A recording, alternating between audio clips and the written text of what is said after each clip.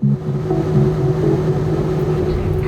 where the local time is 5:15. Please remain seated with your seatbelt fastened until the fasten seatbelt signs have been switched off.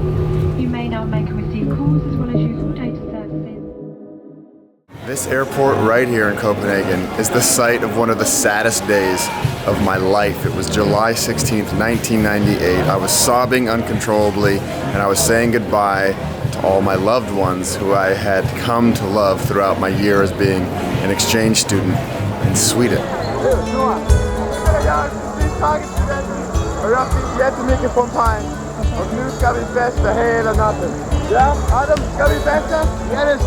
Let's go back 20 years to summer 1997. I had just graduated high school and had my entire life in front of me. If you're a graduate and you know it, clap your hands. Instead of going straight to college, I got a Rotary Exchange scholarship to live in Sweden for a year. Now, I didn't know anything about Sweden other than the Swedish chef, meatballs, and blonde babes. Hej allihopa! This was a huge stretch for me. I had barely traveled and had never been away from my family. I was excited about my new life in Sweden, but also scared. There were a lot of unknowns. Would I fit in? Would I be able to learn the language? Would my host family be cool? I was 18, sheltered, and heading out on the biggest adventure of my life. Without a doubt, the biggest factor in my experience in Sweden was my wonderful host family, the Mellerups. They welcomed me into their home with open arms and treated me like one of their own. When I'm walking, I shot myself and I'm so strong. They are the dream team of host families. Papa Joran, Mama Annika, Sister Sofia, and brothers Carl and Gustav. Each one of them played a role in my experience, but it was Sofia who really took me under her wing. One of my main goals was to learn Swedish. It would have been very easy to cruise through my year speaking English, but the whole idea with a year abroad is to challenge yourself. So almost every night, I'd sit at the dining room table with Annika and read Pippi Longstocking books.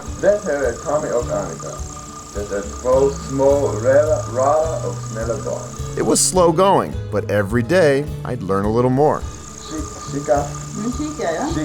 I went to the third year of gymnasium, their version of senior year in high school. It was tough at the beginning because I didn't understand much, but my classmates embraced the crazy American and included me in everything. My good friend Camilla would even translate all the lectures, and of course it certainly helped that she was very pretty. As the year went on, I gained more confidence with the language, and it made all the difference. I began to feel like I really belonged in Sweden, like I had lived there my entire life. Everyone was so nice and inclusive, and I never once felt homesick for Colorado. Falling in love played a big role in my experience as well. Therese was my first major girlfriend in my young life. She was sweet, kind, and beautiful. From time to time, I'd share some of the things that I loved back home, like Mexican food. Now, refried beans don't really exist in Sweden, but it turned out all right. Super Bowl Sunday! I even had a Super Bowl party for my beloved Broncos and watched them win their first championship. There he is! Everybody make some noise for Johnny! Sweden will always have a huge place in my heart. This experience is what inspired my life of travel and adventure, of exploring new cultures and connecting with people all over the world. I owe it all to my year in Sweden, and I'm forever grateful to my host families, to Rotary International, and every person I met that year. Tycker ni det är snyggt? Oh yeah. Så ser vi ut här i Sverige.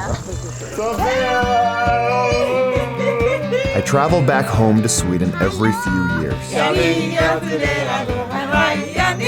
It's very important to me to maintain the friendships that I made way back then and let them know that I still love them. And I do. I really love them.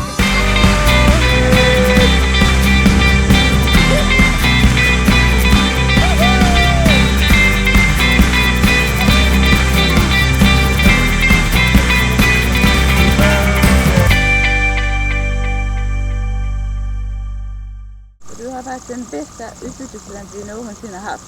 Men vi har inte haft någon annan.